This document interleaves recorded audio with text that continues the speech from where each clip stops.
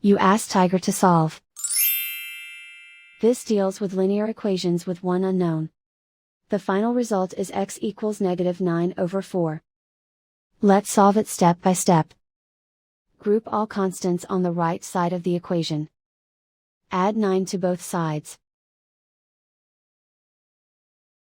Simplify the arithmetic.